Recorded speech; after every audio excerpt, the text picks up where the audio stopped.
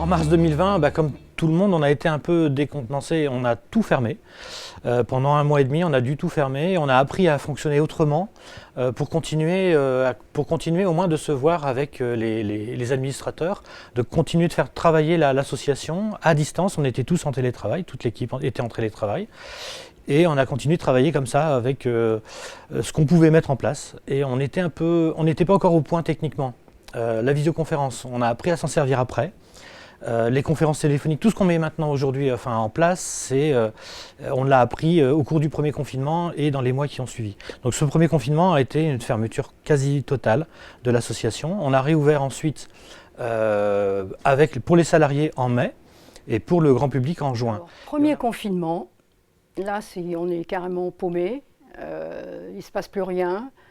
Donc on s'est rendu compte après, avec le groupe Agriculture, que chacun de notre côté, on avait décidé d'avancer tout seul en faisant des petites créations. Parce que la particularité du groupe Agriculture, c'est qu'il y a beaucoup de personnes qui sont artistes plus ou moins.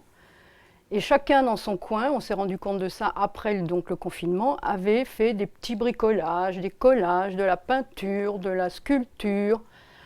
Et on avait décidé de réunir tout ça pour une exposition au mois de juin. Le premier temps, au mois de mars l'année dernière, ça a été vraiment un temps de sidération, je pense. On était un peu époustouflés par ce qui se passait. Ça nous a immobilisés, on va le dire comme ça, puis on était obligés de confiner de toute façon.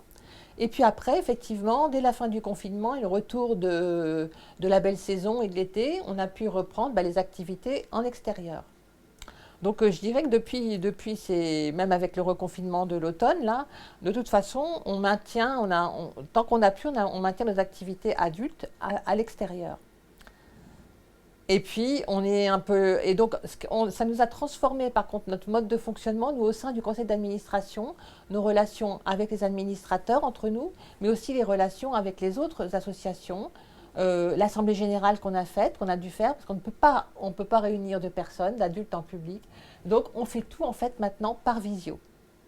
Ça nous a permis de transformer, ça a transformé radicalement notre façon de travailler. Il y a un réseau de chauffeurs, d'accompagnateurs solidaires, qui emmènent des personnes à des rendez-vous médicaux, faire leurs courses dans les supermarchés, les emmener au train, à l'avion, toutes les possibilités des personnes qui n'ont surtout pas de moyens de locomotion et qui ont besoin de faire des déplacements.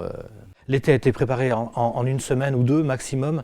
D'habitude on met 3 mois, l'année dernière on a mis 15 jours.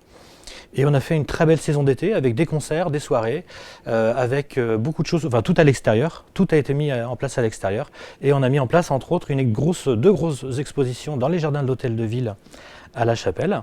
Donc une exposition qui s'appelle Confiné, Catherine pourra vous en parler, et une autre qui est en partenariat avec l'OMCRI, qui est l'Office municipal de la culture à La Chapelle, et c'était avec des photographes qui avaient participé au concours photo sur le thème de la nature secrète de La Chapelle-sur-Erdre. Et donc on a agrandi leurs photos, on a fait des grands panneaux de 80 sur 50 cm et on les a mis dans tous ces panneaux-là, on avait 35-40 panneaux dans les jardins de l'hôtel de ville. Pendant 1 mois et demi, 2 mois, novembre et décembre, on a appelé ça novembre confiné, décembre déconfiné.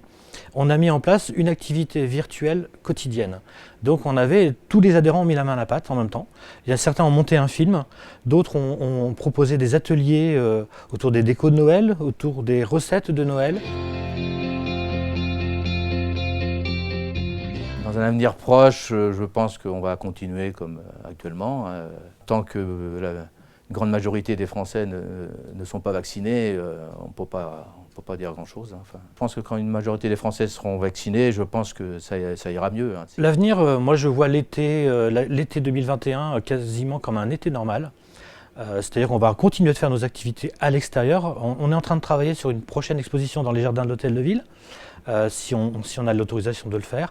Et puis à partir de la rentrée de septembre, je pense qu'on va vraiment pouvoir se lancer à reprendre nos activités de sortie vers des expositions, d'activités adultes ici. On a un groupe couture qui est en attente de se lancer.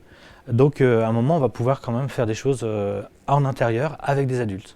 Alors moi, je suis d'un naturel pessimiste, je ne vois pas ça très très bien. Ce qui est certain, c'est qu'on va s'en sortir, que ça finira.